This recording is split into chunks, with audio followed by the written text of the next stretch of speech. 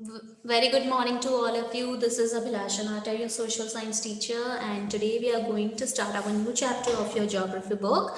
That is chapter number 7, Human Environment, Settlement, Transport, and Communication. So, in chapter 1, you have learned that early human beings depended entirely on nature for food, clothing, and shelter. But with time, they learned new skills to grow food, build homes, and develop better means of transport and communication. In this way, they modified the environment where they lived. Your chapter number 4, that is environment, उसमें आप सबने देखा कि human beings जो है first of all we बहुत millions of years ago या फिर आप बोल सकते हो millions of years ago human beings जो था नेचर पे डिपेंड करता था कि किसके लिए उसके फूड के लिए क्लोथिंग के लिए उसके शेल्टर के लिए जो अर्ली ह्यूमन बींग्स थे वो फ्रूट्स को क्या करते थे फ्रूट्स को गैदर करते थे खाते थे ठीक है रॉ मीट खाते थे या फिर लीव्स खाते थे तो वो डिपेंड एंटायरली किस पे डिपेंड रहते थे they entirely depend on nature right they entirely dependent on nature for food clothing and shelter but as soon as time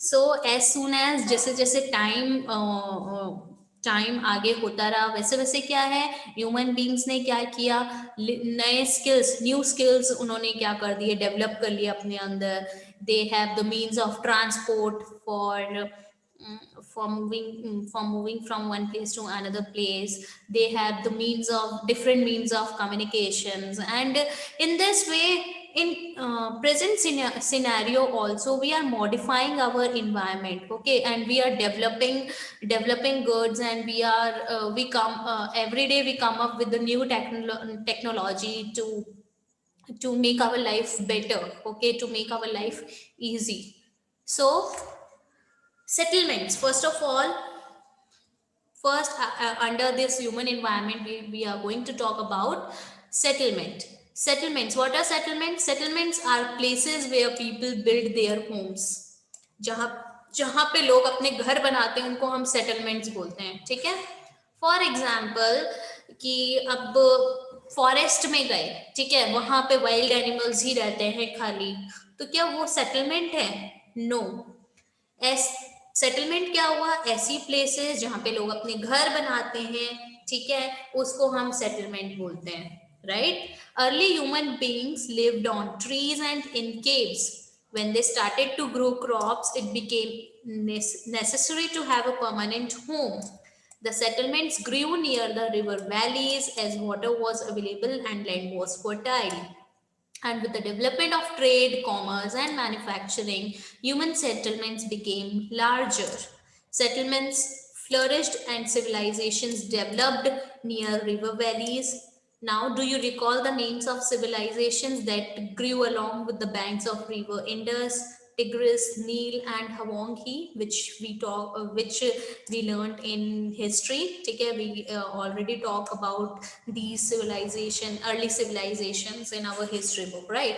So settlements, ठीक है सेटलमेंट्स क्या होता है जहाँ पे लोग अपने घर बनाते हैं उनको हम सेटलमेंट्स बोलते हैं अर्ली ह्यूमन बींग्स क्या करते थे अर्ली ह्यूमन बींग्स अपने घर घर बनाते थे कहाँ कहाँ पे रहते थे वो केव्स में रहते थे ट्रीज में रहते थे बट धीरे धीरे धीरे जैसे जैसे उन्होंने एक न्यू स्किल अपने अंदर डेवलप की कौन से स्किल क्रॉप्स को ग्रो करने की स्किल जब उन्होंने अपने अंदर डेवलप की तो अब क्रॉप्स ऐसा तो नहीं है ना आज उन्होंने सीड डाला और अगले दिन प्लांट ग्रो होके आ गया ऐसा तो नहीं होता है हम अगर किसी क्रॉप को ग्रो करते हैं तो उसमें टाइम लगता है ना तो अब क्रॉप्स उन्होंने कल्टीवेशन सीख लिया था क्रॉप्स को ग्रो करना स्टार्ट कर दिया था तो अब उन लोग के लिए बहुत जरूरी हो गया था कि अब हम एक ही जगह रहे परमानेंट हाउस हो हमारा टेम्पररी होम ना हो okay so the settlements grew near the river valleys अब जो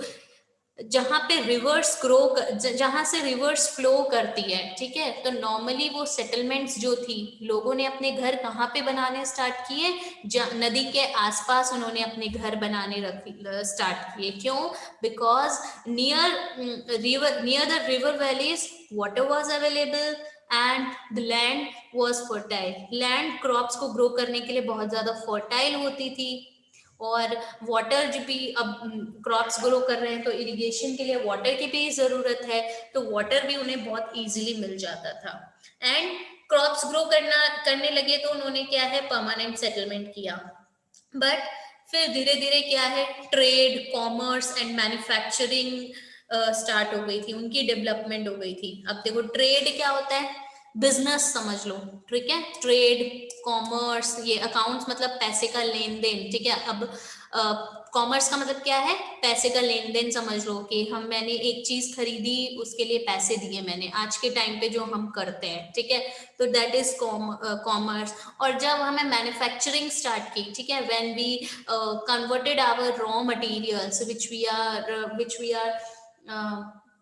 producing from the nature, okay, and which we are having from the nature, we convert them into the finished goods, that is known as manufacturing. For example, अभी हमें table चाहिए, तो table ऐसा तो नहीं है कि नेचुरली नेचर से ऐसे डेवलप होके आ जाएगा, उन्होंने ऐसे नेचर ने अपने आप अंदर ही उसकी मैन्युफैक्चरिंग कर ली और हमारे पास ग्रो करके भेज दिया, ऐसा नहीं होता ना। हम वुड से क्या करते हैं, टेबल को मैन्युफैक्चर करते हैं। तो जैसे जैसे आपका बिजनेस स्टार्ट हुआ, ठीक है, मॉनेटरी सिस्टम आया, मतलब कॉमर्स का डेवलपमेंट हुआ, मैन्युफैक्चरिंग की डेवलपमेंट हुई, तो ह्यूमन सेटलमेंट्स भी क्या होते गए, लार्जर होती गई, ठीक है, बढ़ती गई।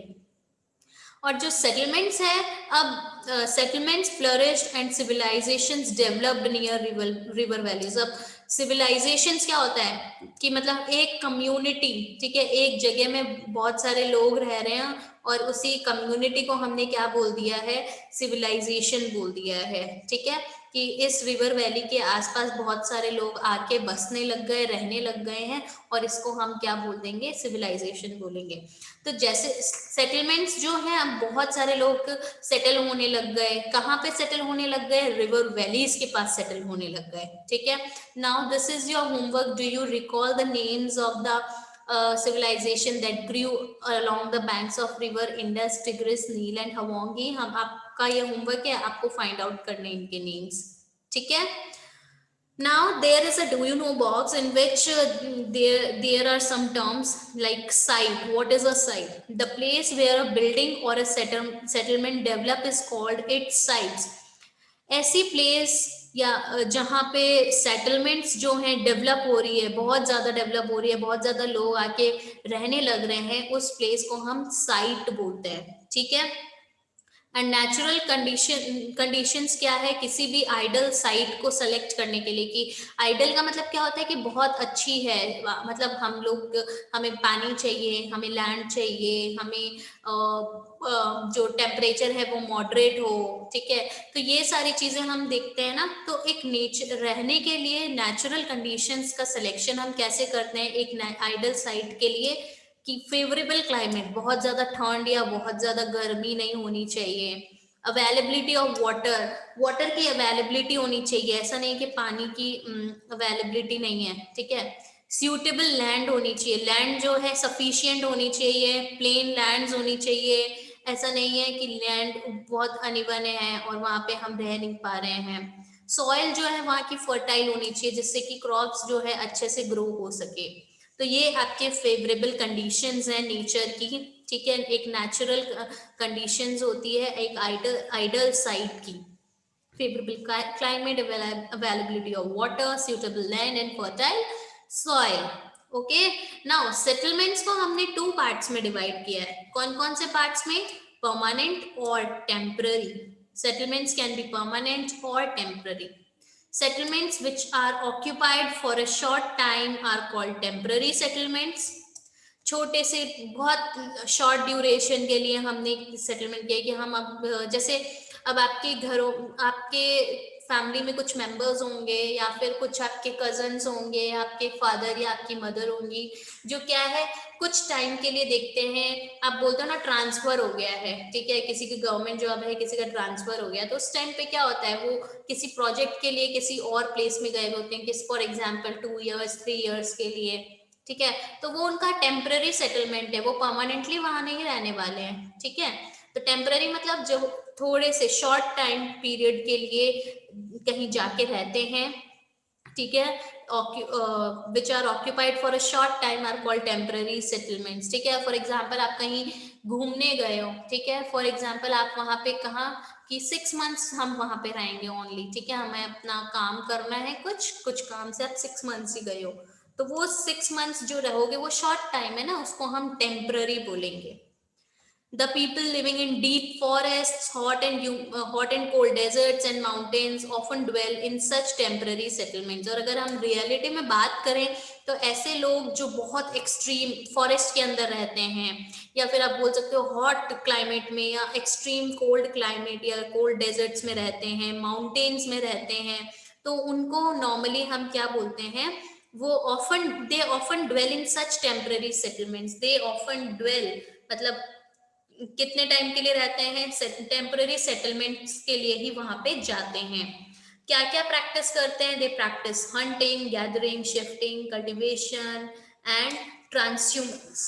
देखो अब वो एक्टिविटीज कौन कौन सी करते हैं, hunting, as you all know animals को हंट करना, ठीक है, ये कौन सा प्रोसेस है आपका, हंटिंग का प्रोसेस है, ठीक है। कल गैदरिंग, चीजों को गैदर करना, जैसे वुड को गैदर किया आपने, या फ्रूट्स को वहां से गैदर किया, ठीक है, ये क्या हो गया, हंटिंग हो गया। शिफ्टिंग कल्टीवेशन मतलब पहले 1 साल तक क्या कर रहे हो आप, पहले 1 साल तक आप एक जगह कल्टीवेशन कर रहे हो, ठीक है, और फिर वही दूसरे साल आप कहाँ पे कल्टीवेशन कर रहे हो, आप अलग लैंड पे कर रहे हो, तो उसको हम बोलते हैं शिफ्टिंग कल्टीवेशन, ठीक है। नेक्स्ट ट्रांसह्यूमेंस, ट्रांसह्यूमेंस क्या होता है, ये एक ऐसी प्रैक्टिस होती है जब आपके पास लाइव स्टॉक होते हैं। लाइव स्टॉक्स कौन से होते हैं, ऐसे एनिमल्स, आप अपने पास में एनिमल्स रखते हो और उस एनिमल्स के वजह से आपकी लिविंग चलती है, ठीक है, तो उसको हम क्या बोलते हैं, उसको हम बोलते हैं ट्रांसह्यूमेंस, ठीक है। एक्शन और practice of moving livestocks from one ground to another ground, ठीक है, इज नोन एज ट्रांसह्यूमेंस। आप देखते हो, आप स्कूल आते हो तो आप देखते हो कि बहुत स्कूल आते टाइम सुबह सुबह बहुत से ऐसे गैदरर्स आप देखते हो कि अपने एनिमल्स को लेके क्या है, वो ग्रासलैंड्स में ग्रेजिंग करवाने के लिए जाते हैं, मतलब चारा खिलाने के लिए लेके जाते हैं, ठीक है, तो वो क्या है, ट्रांसह्यूमेंस है। सीजन के according one place to another place जाते हैं, उनको हम ट्रांसह्यूमेंस बोलते हैं। However, more and more settlements today are permanent settlements. In these settlements, people build homes to live in. अब देखो, आज के टाइम पे जो हम सेटलमेंट्स देख रही हैं वो क्या होती है, वो होती है परमानेंट सेटलमेंट्स। हम एक ही जगह रहते हैं, उसी जगह पे हम पास में ही स्कूल में पढ़ने चले जाते हैं, वर्क भी वहीं करते हैं, हम अपना खुद का परमानेंट होम बनाते हैं वहाँ पे, ठीक है। So that is known as permanent settlement. Now look at this transhumance. It is a seasonal movement of people who rear animals, move in search of new pastures according to the changes in seasons. Seasonal movement है लोगों का, ठीक है, वो लोग जो है अपने एनिमल्स के साथ दूसरे ग्राउंड में, पेस्चर्स का मतलब क्या होता है, ग्रेजिंग ग्राउंड, जहाँ पे उनको अपने एनिमल्स के लिए क्या है, फूड मिल जाए, प्लांट्स मिल जाए, तो जो वो लोग क्या करते हैं, अपने एनिमल्स को मूव करते हैं एक प्लेस से दूसरे प्लेस में, किसके सर्च में, पेस्चर्स की सर्च में, और ये सीजन्स के अकॉर्डिंग क्या होता है, चेंज होता है। Now there is an example, there is a story. It was Mary's birthday. She and her friends were waiting for Gurpreet to arrive so that Mary could cut the cake. At last, Gurpreet arrived, tired, coughing, and wheezing. She explained that the traffic jam was terrible. Mary's mother, Mrs. Thomas, patted Gurpreet's back and shied.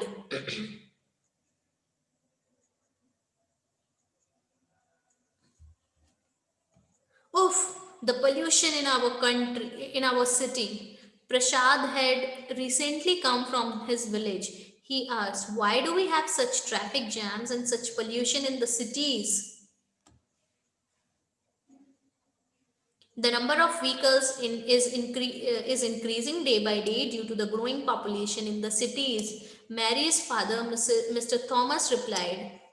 Mary asked, then why are people coming to the cities? Her mother replied, they come looking for jobs, better education, and medical facilities. Mary further inquired, if so many people keep coming to cities, where will all the people live? Mr. Thomas said, that is why you see so many slums and squatter settlements where people stay in congested and unhygienic conditions. Shortage of power and water supply are common problems in the cities. Prashad said, our villages may not have big cinema halls, well equipped schools, and good hospitals, but we have a lot of open spaces and fresh air to breathe in. When my grandfather was sick, we had to rush him to the city hospital. Now, this is a little story about Mary. ठीक है, Mary का birthday है, उसके और उसके friends जो हैं गुरप्रीत का क्या है वेट कर रहे थे, उनकी उसकी एक फ्रेंड है गुरप्रीत, उसका वेट कर रहे थे. ठीक है, दैट मैरी अगर किस लिए वेट कर रहे थे, जिससे कि मैरी जो है फिर केक को कट कर सके. जब मैरी आई, गुरप्रीत आई, तो वो बहुत ज्यादा कैसी थी, टायर्ड थी, थकी हुई थी. ठीक है, coughing, she was coughing and wheezing, मतलब कफ करते हुए कफ कर रही थी. ठीक है, खांस रही थी. और वीजिंग मतलब जो साउंड आती है ना अलग सी, कफिंग का हम जब खांसते हैं तो अलग सी जो साउंड आती है उसको हम वीजिंग बोलते हैं. तो उसने बताया कि जो traffic jam was terrible. Terrible का मतलब बहुत ही गंदा, बहुत ही भयंकर. ठीक है, ट्रैफिक जैम था. ठीक है, और मिसेस थॉमस जो थी गुरप्रीत के बैक में वो पैट करते हुए हैं. जब हमें खांसी आती है तो हमारे पेरेंट्स भी ऐसे पीठ को थपथपाते हैं ना, तो वो पैट कर रही थी उसकी पीठ को और बोली, उफ the pollution in our city, हमारे सिटी में इतना पोल्यूशन है. तो प्रसाद जो है रिसेंटली आया था अपने विलेज से, तो उसने पूछा कि हमारे सिटीज में इतना ट्रैफिक जैम्स और इतना पोल्यूशन क्यों होता है. तो मिस्टर जो थॉमस है वो क्या रिप्लाई करते हैं कि the number of vehicles is increasing day by day. ठीक है, जो व्हीकल्स हैं वो आज की टाइम पे क्या हो रहे हैं, ज्यादा से ज्यादा बढ़ते जा रहे हैं. क्यों बढ़ते जा रहे हैं? Due to the growing population in the cities. So Mary asked, then why are people coming to the cities? Very obvious question. Why people are moving to the cities? Then Mrs. Thomas replied, like they come to cities for jobs, for better education, for better medical facilities, etc. Then Mary again further inquired. Further she asked, if so many people keep coming to cities, where will all the people live? अब एक जगह में बहुत सारे लोग आ जाएंगे. ठीक है, अब आपकी क्लास में ओनली 30 स्टूडेंट्स की ही क्या है स्पेस है, 30 टेबल्स ही हैं, 30 चेयर्स ही हैं, ओनली 30 स्टूडेंट्स ही उसमें बैठ सकते हैं. तो अगर आपकी क्लास में मैं और 10 स्टूडेंट्स को 20 स्टूडेंट्स को डाल दूंगी, तो वो एरिया कैसा हो जाएगा, वो आपकी क्लास बहुत ज्यादा कंजेस्टेड हो जाएगी. ठीक है, बहुत एकदम भरी भरी सी लगेगी, राइट. तो मिस्टर थॉमस बोलते हैं कि ये तुम स्लम्स देखते हो, स्क्वैटर सेटलमेंट मतलब एक के ऊपर एक लोग, जैसे एक घर के ऊपर एक घर हो गया. स्लम्स में मतलब छोटे छोटे घर बने हुए देखते हो जहाँ पे लोग बहुत ही अनहाइजेनिक कंडीशंस में रह रहे हैं. तो ये इसी वजह से है. तो और यहाँ पे क्या है, शॉर्टेज ऑफ पावर. अब इलेक्ट्रिसिटी भी बहुत कम रहती है, वाटर सप्लाई भी बहुत बड़ी प्रॉब्लम है सिटीज में, क्योंकि लोग जो है बहुत सारे रहते हैं. Then Prasad said, our villages may not have big cinema halls, well-equipped schools and good hospitals, but we have a lot of open space and fresh air to breathe in. ठीक है, हो सकता है मेरे हमारे विलेज में जो है बड़े बड़े सिनेमा हॉल्स नहीं हैं, या फिर बहुत अच्छी वेल इक्विप्ड स्कूल्स नहीं है, हॉस्पिटल्स नहीं है, बट हमारे पास बहुत ऐसे फ्रेश एयर लेने के लिए ओपन स्पेस बहुत है. But when my grandfather was sick we had to rush him to the city hospital. तो ग्रैंडफादर सिक हो गए थे, ठीक है, बीमार हो गए थे, और इस वजह से हमें यहाँ पे सिटी में क्या होना पड़ा, शिफ्ट होना पड़ा. So now from the above conversation, we can identify two different pictures of settlements. First one is the urban and second one is the rural settlement. Okay, rural settlement, rural, the villages are rural settlements. Okay, and the urban settlements क्या हो गई, जैसे जो cities में लोग रहते हैं उनको हम urban settlements बोलते हैं. Now, the villages are rural settlements where people are engaged in activities like agriculture, fishing, forestry, craftswork, and trading, etc. Villages are rural settlements. ठीक है, लोग नॉर्मली लोग वहाँ पे किस चीज में एंगेज रहते हैं, दे एंगेज इन एक्टिविटीज लाइक वो एग्रीकल्चर में एंगेज रहते हैं, फिशिंग हो गया, फॉरेस्ट्री हो गई, क्राफ्ट वर्क्स हो गए, ठीक है, ट्रेडिंग हो गई, ये सारी चीजों में वो इन्वॉल्व रहते हैं. Rural settlements can be compact और स्कैटर्ड. ठीक है, अब देखो कॉम्पैक्ट और स्कैटर्ड, टू टाइप्स की सेटलमेंट्स हमने देखी. रूरल में कॉम्पैक्ट सेटलमेंट भी होती है, स्कैटर्ड भी होती है. Compact which is very congested, scattered जो खुली खुली हो. ठीक है, तो देखो कॉम्पैक्ट सेटलमेंट क्या होता है. Compact settlement is a closely built area of dwellings where flat land is available.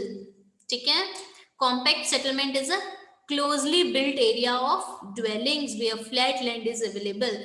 ऐसा ऐसा लैंड जहाँ पे क्या है, आसपास में घर बने हुए होते हैं. ठीक है, और वहाँ पे फ्लैट लैंड जहाँ पे अवेलेबल होती है, और वहाँ पे हम क्या है पास पास में जब घर बनाते हैं उसको हम कॉम्पैक्ट सेटलमेंट बोलते हैं. ये देखो ये पिक्चर भी आपकी कॉम्पैक्ट सेटलमेंट की. And next is scattered. Scattered मतलब क्या होता है, something which is very like जो फैला हुआ होता है. ठीक है, तो स्कैटर्ड सेटलमेंट क्या है, these are the dwellings spaced over an extensive area. एक ऐसे एरियाज जहाँ पे बहुत स्पेस है. ठीक है, लोग अपने घर फैला फैला के दूर दूर रखते हैं, स्कैटर्ड सेटलमेंट होती है वो. This type of settlement is mostly found in hilly tracts, thick forest, regions of extreme climate. और नॉर्मली हम कहाँ पे देखते हैं ऐसे क्लाइमेट, ऐसे ऐसे सेटलमेंट्स हम देखते हैं हिली ट्रैक्ट्स पे, हिल एरियाज होते हैं ना, वहां पे दिखते हैं. अगर कभी घूमने जाओ, जैसे कि आप कोई हिली एरिया में घूमने जाओगे, ठीक है, तो वहां पे आप देखोगे कि जो घर बने हुए होते हैं वो बहुत थोड़े दूर दूर से बने हुए होते हैं. बहुत फॉरेस्ट के अंदर किसी के घर है तो वो भी दूर होते हैं, या कहीं पे बहुत ठंड होती है, कहीं पे बहुत ज्यादा गर्मी होती है, तो वहां पे भी क्या होते हैं, घर जो होते हैं स्कैटर्ड्स होते हैं. So, in rural areas, people build houses to suit their environment. In regions of heavy rainfall, they have slanting roofs, places where water accumulates in the rainy season. The houses are constructed on a raised platform or stilts. देखो rural areas में जो लोग हैं अपना घर अपने according बनाते हैं, इन्वायरमेंट के अकॉर्डिंग बनाते हैं. अगर ऐसा एरिया है जहाँ पे रेनफॉल, बहुत ज्यादा रेनफॉल होता है, तो वहां पे लोगों का जो रूफ होते हैं, मतलब घर की जो छत होती है वो स्लैंट होती है. देखो स्लैंट मतलब ऐसे रहती है, घरों की रूफ ऐसे रहती है. ठीक है, क्योंकि वहां से बारिश आएगा तो पानी क्या है वहां इकट्ठा ना हो, वहां से ऐसे चले जाए. ठीक है, where water accumulates in the rainy season, the houses are constructed on a raised platforms or stilts. मतलब देखो ये देखो raised platforms है यहाँ पे, एकदम नीचे लैंड से नहीं बनाया हुआ है. इन्होंने कहाँ से बनाया हुआ है,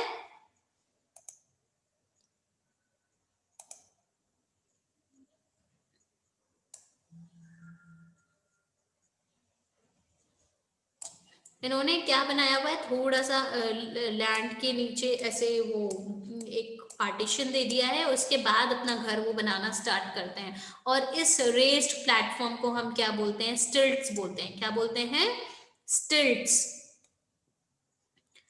Thick mud walled thick mud walled houses with thatched roofs are very common in areas of hot climate.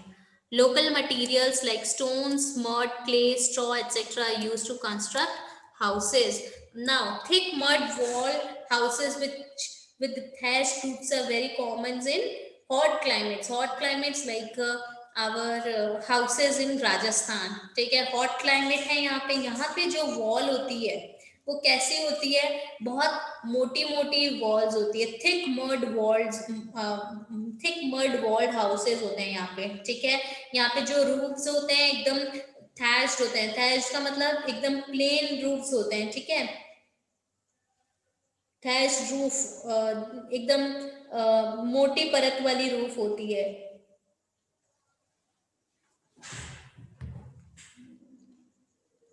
Local materials को वो यूज करते हैं, जैसे कि स्टोन्स हो गया, मड मतलब कीचड़ जो होता है ना, लाइक, या वो हो गया, क्ले हो गए, स्ट्रॉ, स्ट्रॉ मतलब जो हाउसेस, अब जो स्ट्रॉ से आप जूस पीते हो वो स्ट्रॉ नहीं, स्ट्रॉ मतलब हो गया जो ट्रीज होते हैं ना उसकी जो ब्रांचेस के अंदर जो ऐसे, आप हिंदी में जिसको झाड़ भी बोलते हो, ठीक है, उसको स्ट्रॉ बोलते हैं। तो ये स्ट्रॉ वगैरह यूज करते हैं, स्टोन्स, मड, क्ले यूज करते हैं अपने घरों को बनाने के लिए। The towns are small and the cities are larger urban settlements. In urban areas, the people are engaged in manufacturing, trading, and services. Name some of the villages, towns, and cities of your state.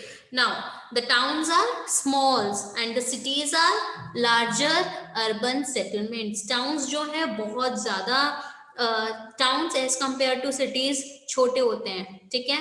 और cities जो होती हैं बहुत larger urban settlement, जैसे for example हम अगर बीकानेर की बात करें, ठीक है, तो Bikaner is a not Bikaner, Bikaner is city. जैसे कोई बीकानेर से छोटा कोई प्लेस देख लो आपके आसपास में, यहाँ पे जैसे कि हमारे आसपास क्या है, नोखा है, ठीक है। तो नोखा क्या है, एक स्मॉल टाउन है, ठीक है। वही बीकानेर एक सिटी है, या फिर दिल्ली जो है सिटी है, यहाँ पे बहुत ज्यादा अर्बन सेटलमेंट्स होती है।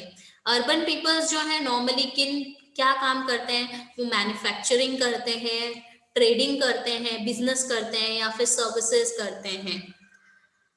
Now, next one more question is there. Name some of the villages, towns and cities of your state. कुछ villages का name बताओ, towns के names बताओ और cities के name बताओ। मैंने एक example तो दे दिया। अब हमारी अगर हम गांव की बात करें तो यहाँ पे आसपास में कौन सा गांव है, ठीक है। We live in Bikaner. Bikaner is a city, ठीक है। वही मैंने बताया, नोका is a town। कोई village बताओ, village यहाँ पे आसपास में कौन सा village हो गया, रायसर, ठीक है। तो the Raisar is a village.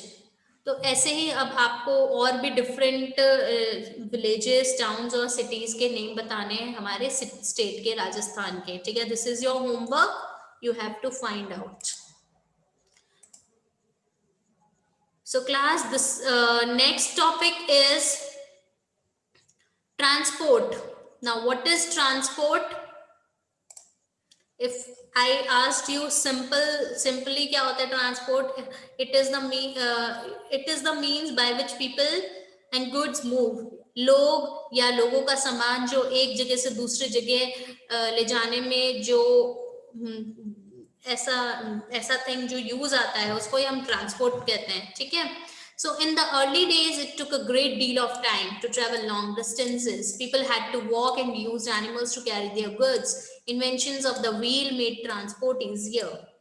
With the passage of time, different means of transport developed, but even today, people use animals for transport. Now, transport, what is transport? It is the means by which people and goods move. ठीक है, जैसे अभी आपको school आना है तो आप क्या है, बस में आ गए या स्कूटी में आ गए या और ऑटो में आ गए, ठीक है। तो ये क्या है, these are the means of transport, या ट्रांसपोर्ट है ऐसे मीन्स जिससे लोगों को या फिर गुड्स को, मतलब गुड्स मतलब सामान हो गया, को अगर एक जगह से दूसरी जगह मूव करना है तो उसके लिए हम ट्रांसपोर्ट का यूज करते हैं। आज से अगर हम बहुत पहले, आज से लाइक 100, 200 ईयर्स, 300 ईयर्स पहले की बात करें तो पहले लोगों को अगर लॉन्ग डिस्टेंस ट्रेवल करना होता था, ठीक है, फॉर एग्जांपल आपको अभी बीकानेर से आपको चेन्नई जाना होता था, उनको बहुत टाइम लगता था। उनको क्या करना पड़ता था, उनको वॉक करना पड़ता था, उनको एनिमल्स पे अपने गुड्स को कैरी करके लेके जाना पड़ता था, ठीक है। तो बहुत it took a great deal of time, बहुत लॉन्ग टाइम, बहुत टाइम कंज्यूमिंग प्रोसेस होता था। तो जैसे जैसे व्हील का इन्वेंशन हुआ, ठीक है, पहिए का जैसे इन्वेंशन हुआ, वैसे वैसे क्या है, ट्रांसपोर्ट जो हो गया इजियर हो गया, ठीक है। और टाइम के साथ साथ में डिफरेंट मीन्स ऑफ ट्रांसपोर्ट भी डेवलप हो गए। But even today people use animals for transport. देखो, बट आज के टाइम पे भी लोग जो है मोड ऑफ ट्रांसपोर्ट क्या है, एनिमल्स को मोड ऑफ ट्रांसपोर्ट मानते हैं, ठीक है। Horse cart as a mode of transport, right. So in our countries donkeys, mules, bullocks and camels are common. अब देखो हमारे कंट्री में कौन कौन से एनिमल्स जो है बहुत ऐसे पाए जाते हैं, जो ऐसे एनिमल्स हैं जिनके ऊपर हम सामान रख के लेके जाते हैं। तो that is donkey's, mules. Donkey's आप सबको पता है, गधे हो गए, ठीक है। म्यूल्स, म्यूल्स बेटा जो एक ऐसा डोंकी के जैसा ही दिखता है हमें, ठीक है, जिसको हिंदी में हम खच्चर बोलते हैं, डोंकी के जैसा ही होता है। इसको बोला जाता है, जो हॉर्स और डोंकी है ना, उन दोनों के बीच की एक प्रजाति है, एक बीच का एनिमल है, इसको हम म्यूल बोलते हैं, ठीक है। तो म्यूल्स हो गए, बुलॉक्स हो गए, ठीक है, ये कैमल्स हो गए, बहुत कॉमन है। कैमल्स तो हम बहुत देखते हैं यहाँ पे, या बुलॉक्स भी हम बहुत देखते हैं कि यहाँ पे लोग अपना सामान लगा के रख के जा रहे हैं। डोंकीज भी हमें दिखने को मिल जाते हैं। म्यूल्स नॉर्मली हम हिली एरियाज में दिखते हैं, ठीक है, जो हमें दिखेंगे तो डोंकी की तरह ही, बट वो अलग होते हैं। In the Andes Mountains of South America, Llamas are used as are yaks in Tibet। देखो अब इलामस और याक्स जो है, याक्स में तिब्बत में जो है, याक्स जो हिली एरियाज है वहां पे याक्स को भी यूज किया जाता है सामान को ले जाने के लिए। इलामस भी जो है, इलामस की मैं आपको फोटो दिखाऊंगी अपने नेक्स्ट क्लास में, ठीक है, कि इलामस कौन से होते हैं। इलामस भी यूज में लिए जाते हैं, कहाँ पे, एंड्स माउंटेन्स में। The early traders from other countries used to take several months to reach India. They took either the sea route or the land route.